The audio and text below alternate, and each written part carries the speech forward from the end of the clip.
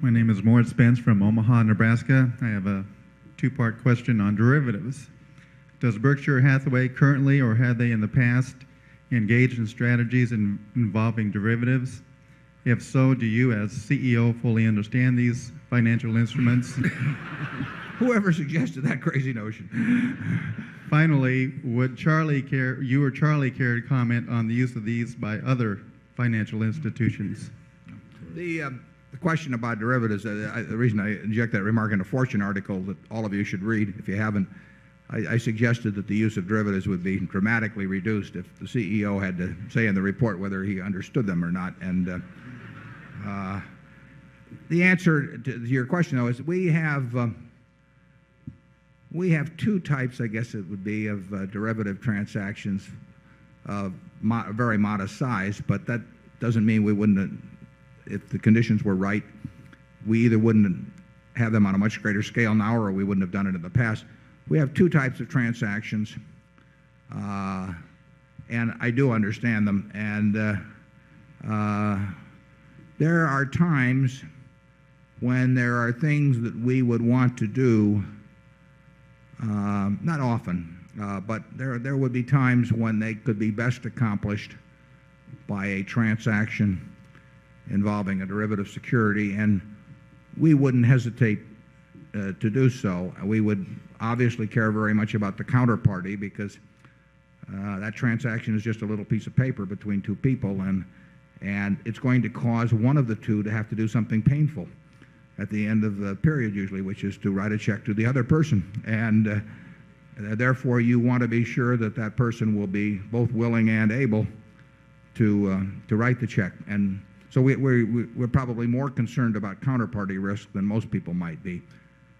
Last year and the year before, I think I said that derivatives often combine borrowed money with ignorance, and that is a rather dangerous combination, and I think that we've seen some of that in the last year. When you can engage in sort of non-physical transactions that involve hundreds of millions or billions or tens of billions of dollars, as long as you can get some party on the other side to accept your signature, that really has the potential for a lot of mistakes and mischief. And if you've looked at the formulas involved in some particularly, I guess, interest rate type derivative instruments,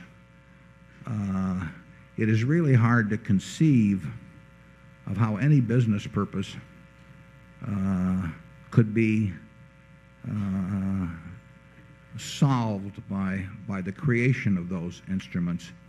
I mean, they essentially had a huge, really gambling element to them. And I use that in the terms of engaging in a risk that doesn't even need to be created, as opposed to speculative aspects. They involve the creation of risk, not the transfer of risk, not the moderation of risk, but the creation of risk on a huge scale. And it may be fortunate that in the last year, half a dozen or so cases of people who have gotten into trouble on them have come out, because that may tend to moderate the troubles of the future.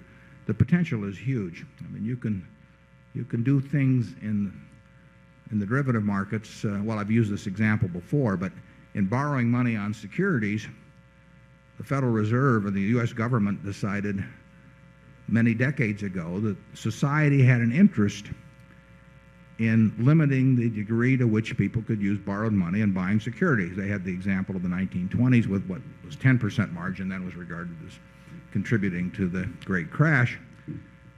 So the government, through the Fed, established margin requirements and said, I don't care if you're John D. Rockefeller, you're going to have to put up 50% of the cost of buying your General Motors stock or whatever it may be.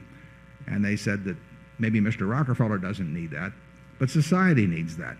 We don't want a bunch of people on thin margins gambling, essentially in in shares where the ripple effects can cause all kinds of problems for society. And that's still a law, but it means nothing anymore because various derivative instruments have made 10% margins of the 1920s, look like what a small-town banker in Nebraska would regard as conservative compared to what goes on. So it's been an interesting history. And like I say, perhaps the experiences of the last year, they've got everybody focused on derivatives. Nobody knows exactly what to do about them. Berkshire Hathaway will, if we think something makes sense, and Charlie and I understand it, we may find ways to use them to what we think will be our advantage. Charlie, you want to add anything on that? Well, I disapprove even more than you do, which is hard.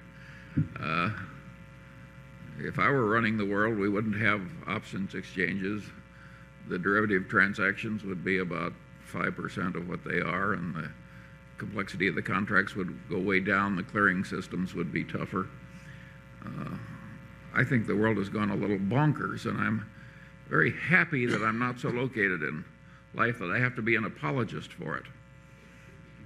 A lot of these people, I feel sorry for them. They had great banks, and they have to go before people, sometimes even including their children and friends, and argue that these things are wonderful.